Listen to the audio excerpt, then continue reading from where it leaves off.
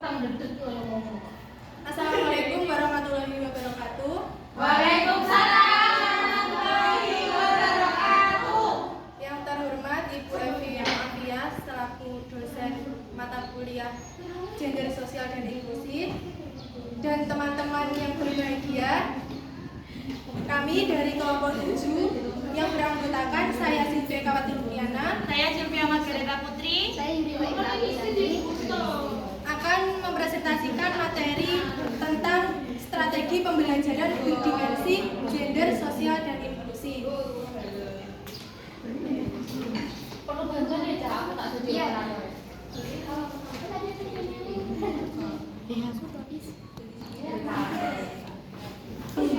Oke, langsung saja ke pembahasan materi. Apa itu strategi pembelajaran berdimensi gender, sosial, dan inklusi? Perlu kita ketahui terlebih dahulu pengertian dari strategi itu sendiri.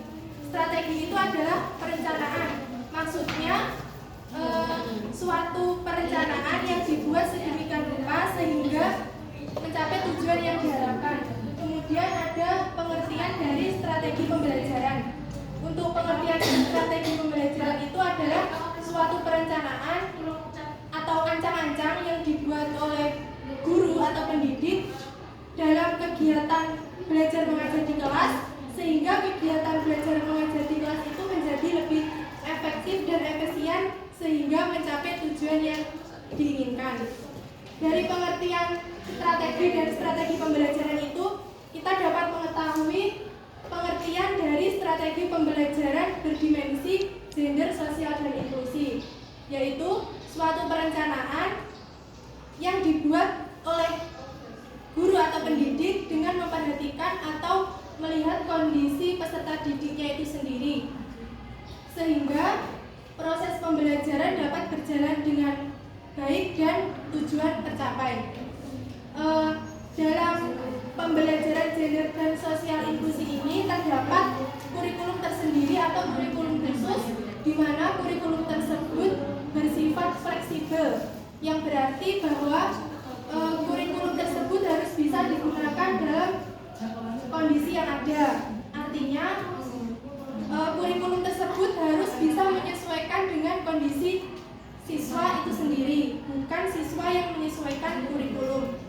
Dalam pembelajaran gender sosial inklusi ini ada 4 model kurikulum yang akan disampaikan atau dijelaskan oleh Mbak Silvia. Jadi gender sosial ini memiliki 4 kurikulum. Yang pertama eskalasi, duplikasi, modifikasi, dan omisi. Apa sih kurikulum eskalasi itu? Jadi kurikulum eskalasi itu adalah kurikulum standar nasional yang dinaikkan tingkat materinya, baik secara vertikal maupun secara horizontal. Maksudnya di sini secara vertikal yaitu materi kurikulum nantinya akan dinaikkan tingkat kesulitannya, dan secara horizontal kurikulum nantinya akan materinya akan lebih dalam dan lebih luas. Implikasi dalam pembelajaran nanti, baik anak ABK maupun anak normal akan memiliki waktu pembelajaran yang sama, tetapi dalam hasil pembelajarannya nanti akan dinilai lebih dalam dan lebih luas, sehingga kebutuhan psikologisnya nanti akan tumbuh dan berkembang secara naturalis. Yang kedua yaitu kurikulum duplikasi. Apa sih kurikulum duplikasi itu? Jadi kurikulum duplikasi itu adalah pengembangan kurikulum yang nantinya akan digunakan oleh ABK dengan menggunakan kurikulum standar nasional yang biasa digunakan oleh anak kelas reguler. Maksudnya di sini ada 4 komponen yang dapat diduplikasi, yaitu tujuan, isi, proses, dan evaluasi. Jadi tidak ada pembeda antara anak ABK dan anak normal lainnya. Untuk materi kurikulum modifikasi dan omisi akan dijelaskan oleh Mbak Yurika. Iya. Baiklah, yang ketiga yaitu mengenai kurikulum modifikasi. Nah, kurikulum modifikasi ini yaitu merubah atau menyesuaikan kurikulum standar nasional yang berlaku bagi peserta didik reguler untuk disesuaikan sesuai dengan kemampuan peserta didik berkebutuhan khusus. Nah, yang dimodifikasi di sini itu ada 4, yaitu yang pertama tujuan, kemudian yang kedua itu proses, yang ketiga materi, dan yang keempat adalah evaluasi. keempat itu adalah kurikulum omisi. Kurikulum omisi ini adalah menghilangkan keseluruhan atau sebagian isi kurikulum standar nasional karena dirasa peserta didik berkebutuhan khusus ini tidak bisa mengikuti pelajaran di kurikulum standar nasional tersebut. Nah, itu tadi sedikit pemaparan materi dari kami mengenai model-model kurikulum berbasis gender inklusi. Selanjutnya kita akan belajar bersama mengenai model-model pembelajaran berdimensi gender sosial inklusi yang terbagi menjadi 3, yaitu yang pertama ada model classroom meeting, yang kedua ada model integrated learning, dan yang ketiga yaitu model Carlson. Nah, di sini kami para presentator tidak akan menjelaskan secara rinci karena teman-teman sendirilah nanti yang akan menjelaskan materi tersebut. Langsung saja kita buat kelompok. Satu kelompok kecil terbagi menjadi 3 orang ya, Mbak ya. Ya. Langsung saja berhitung ya. Dari Mbak Urta. Ya. Satu kelompok 3 orang saja. 1, 2, 3. Itu kelompok 1 ya, Mbak. Kelompok 1. Oh, Satu lagi. 1 dari 1, Mbak Simon 2, 3 kelompok 2. Mbak Raul 1, 2, 3. Berarti kelompok 3 itu ya. Kelompok selanjutnya 2, 3. Berarti itu kelompok 4. Silakan kumpul ke kelompok kecilnya terlebih dahulu.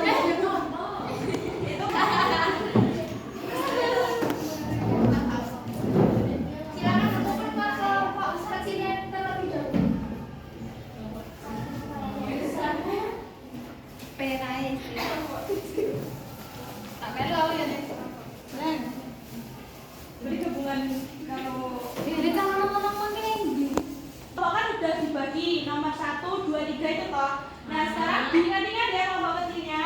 Sekarang kita akan membentuk kelompok besar. Masing-masing angka yang mendapat nomor 1 silakan kumpul dengan kelompok 1, 2 dengan kelompok 2, 3 dengan kelompok 3. Sekarang. Tapi kelompok kecilnya tetap diikat. Kelompok kecilnya diingat-ingat. Lu, Lha sih bagian nomor papat ngono kuwi. Iki sing papat dia to. Lah aku iki nomor papat. kamu pilih kok. Pilih nomor 1, 2, 3.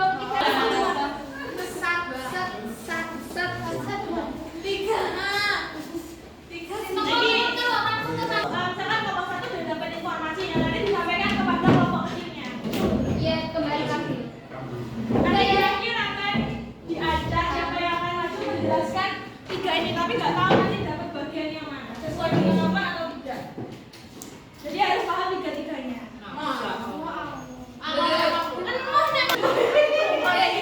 Ini materi sumber itu seharusnya bagian dari presentator loh. Kenapa kita disuruh diskusi? Karena aktif learning kan. Terus sekarang kan kebanyakan siswa itu kan belajar sendiri, guru kan hanya mengawasi. Tapi kita belum dipandu sama sekali. Nah kalau yang namanya itu kan sekarang sumber belajar kan ada banyak dari internet dan lain-lain. Ya kalian mencari dulu nanti ada keluar aja. Iya. Seperti Sing wake sama Mbak. ya kan. Jadi kelompok 1 akan membahas tentang model konselor ini, kelompok 2 model ini. Lu kok? Silakan waktunya 5 menit. Lho lho kene lho. Yo ora ketok. Tenang.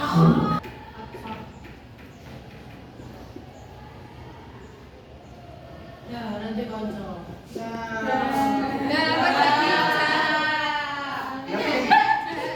Iki kelompok. Ngarep iki yo.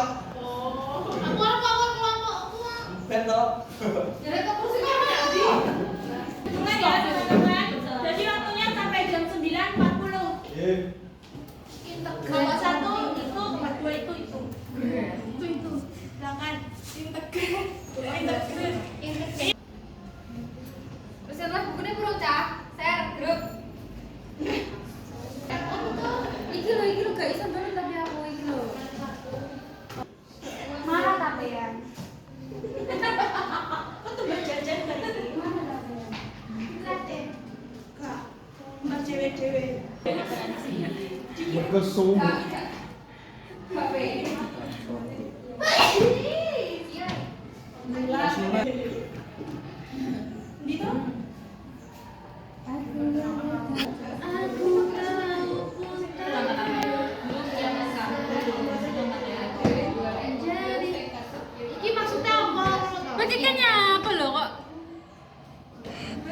Ora wis. Oh singkir maksudnya piye?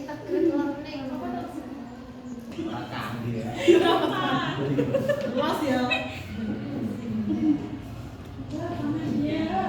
Mengajari ya kok kita maju boleh moco. Presentasimu.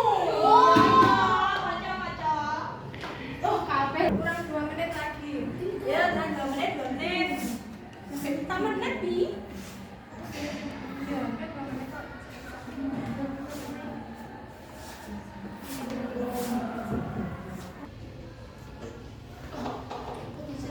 Yuk besar lagi guys. Beh, sangka anu. Berarti ki wis enek ngono kae, wis punya wajah terus dijadikan satu, ya, dipadukan menghasilkan sebuah wajah baru. Waktunya habis ya teman-teman. Misalnya perpaduan kayak paling kayak tematik model ini memandang Sudah ya teman-teman, sudah habis ya teman-teman waktunya. Sekarang kembali ke kelompok kecilnya. Kembali ke kelompok kecilnya masing-masing. siap bos. Yuk mantapnya waktu apa ya? Sampai berdoa ya Allah.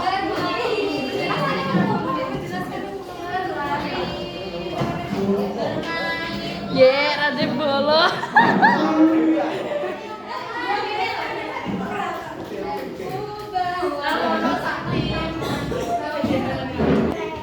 Sudah ya teman-teman. Sekarang masing-masing orang yang sudah mendapatkan informasi tadi silakan menjelaskan ke kelompok kerjanya masing-masing. Waktunya 5 menit ya. Dan 45. Silakan. Dijelaskan belajar kelompoknya. Oh iya, kalian Bentukan informasi lah.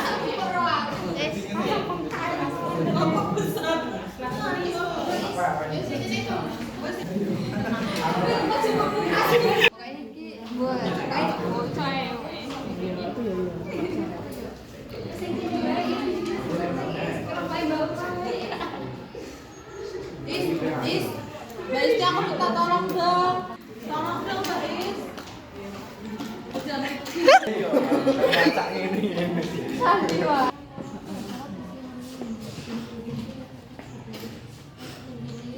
Kok zoom isi kok dhuwur.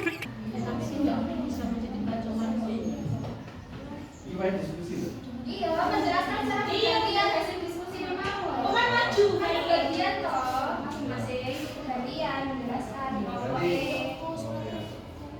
Nah, ngomong. Ini sesi pertama model kelas profesi. Oh, yang sampai lagi. Iya. Ayo, isi ke bawah model kelas meeting. Ini untuk ini loh. Model ini diprakarsai oleh William Glasser. Model ini mengusung bahwasanya seseorang mengalami kekacauan psikologis terjadi karena gabungnya fungsi sosialnya. Jadi model pembelajaran classroom meeting ini menekankan pembelajaran yang membangun suatu kelompok sosial yang saling menghargai, memiliki sikap positif dan sebagainya. Model ini biasanya mengadakan pertemuan sebanyak 3 kali tergantung atas masalah yang dihadapi. 3 jenis pertemuan tersebut diantaranya pertemuan pemecahan masalah, pertemuan open ended, dan pertemuan diagnosis menilai.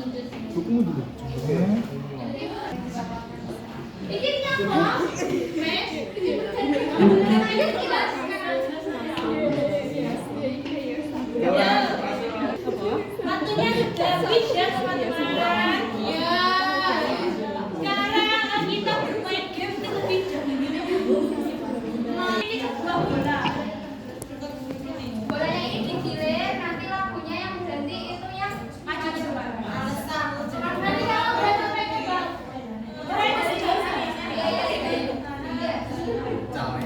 Pokoknya seperti itu. Nanti pas berhentinya pas dor, pas lagu HP sama yang kedua lagu habis. Tapi usah. Benar, Mbak.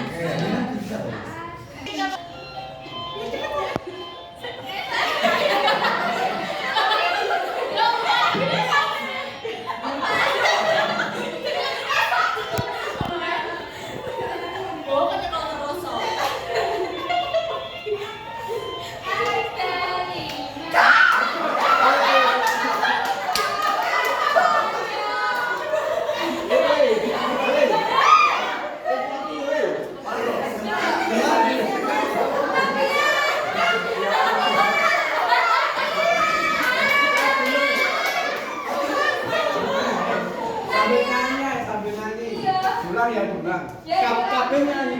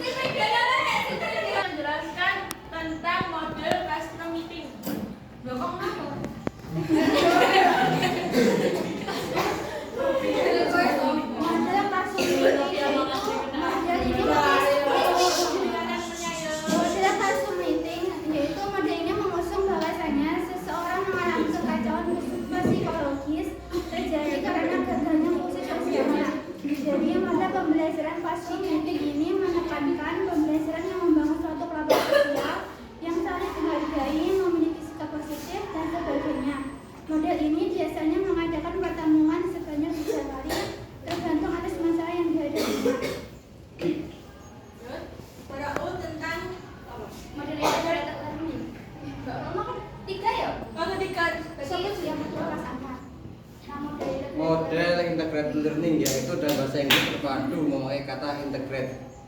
Berarti hasil dari beberapa perpaduan apapun bentuk yang dipadukan menghasilkan sebuah wajah baru. Misalnya perpaduan. Model terpadu menggunakan pendekatan antar mata pelajaran. Model ini memandang kurikulum sebagai kaleidoskop bahwa interdisiplin topik disusun meliputi konsep-konsep yang tumpang tindih dan desain-desain dan pola-pola yang muncul. Pendekatan keterpaduan antar topik memadukan konsep-konsep dari matematika, sains, bahasa, dan seni serta pengetahuan sosial.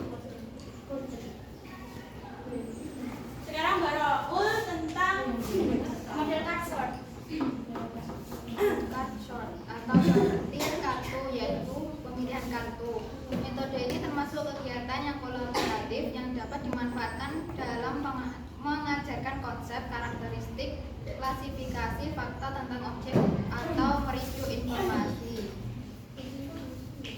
Tujuan dari strategi dan metode belajar menggunakan konsep ini adalah untuk mengungkapkan daya ingat atau recall terhadap materi pelajaran yang telah dipelajari siswa. Jangan beri tepuk tangan kepada teman kalian. Wah, keren. Wow. Sedikit penjelasan dari kelompok. Dari ketiga model pembelajaran berdimensi gender sosial inklusi ada 3, yaitu yang pertama model classroom meeting. Tadi sudah disampaikan oleh Mbak Sylvia. Model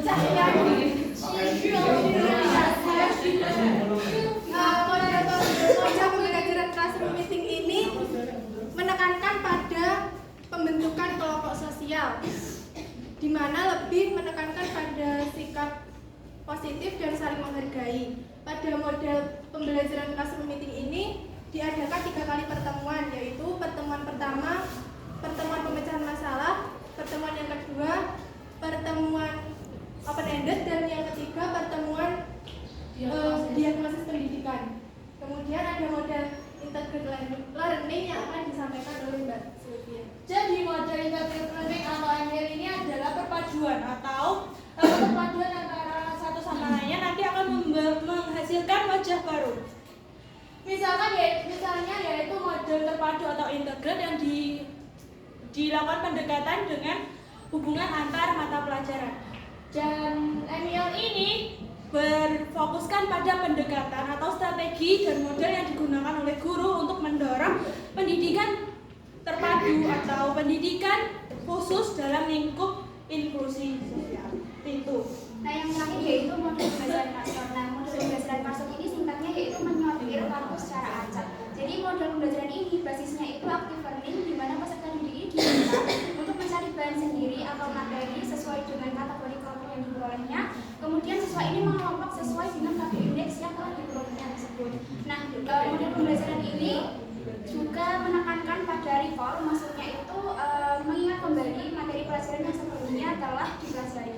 Kurang lebih seperti itu. Nah, tujuannya dari model pembelajaran ini adalah menghindarkan peserta didik dari rasa bosan dan juga jenuh dalam proses pembelajaran.